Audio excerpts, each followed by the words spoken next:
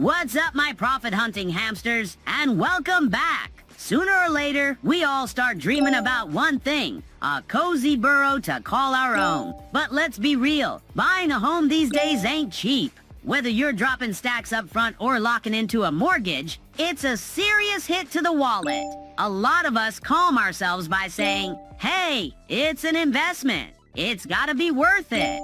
But today, we're taking a closer look at that belief. I found a spicy video that claims owning a house might actually be a terrible investment. So let's break it down and see what's really behind that bold take. You wrote a blog post called Why Your House is a Terrible Investment, and then you hit publish.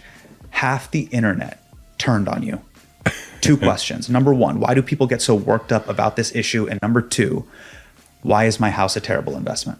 Your house is a terrible investment because it's basically is not an investment, right? You shouldn't think of your house as an investment. Sometimes it works out, it goes up in value, but it's a place to live. It's a lifestyle choice, right? So you need to separate in your mind what an investment is and what a house is. So, you know, when you invest in a house, you're taking on enormous expenses. You've got your mortgage, which everybody thinks of, and they say, oh, you know, I can buy this house and the mortgage is no more than my rent. And they're forgetting conveniently about, well, there's real estate taxes, right? And then there's all the maintenance and repairs on it. And you're going to buy the house and not remodel the kitchen? You're never going to remodel the kitchen in your apartment, but you know, very few people buy a house and don't start immediately changing it. You're going to buy furniture for it. You're going to buy appliances for it. It's never ending. And all that's fine.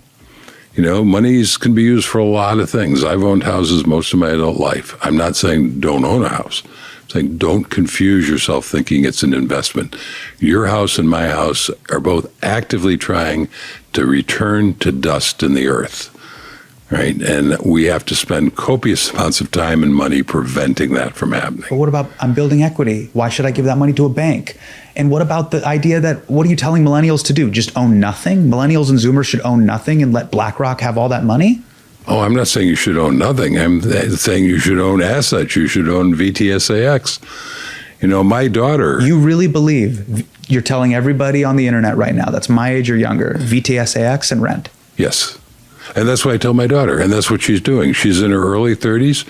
She just quit her corporate job last fall. I don't know if that's permanent or if it's just a temporary hiatus, but she at least has you money the way we defined it earlier, that she can make that kind of bold decision, because she didn't make any silly decisions like buying a house and becoming house poor and being dependent on a paycheck to pay for all of those things. So yeah, building wealth is your key goal. Then no, owning a house is not going to contribute to that.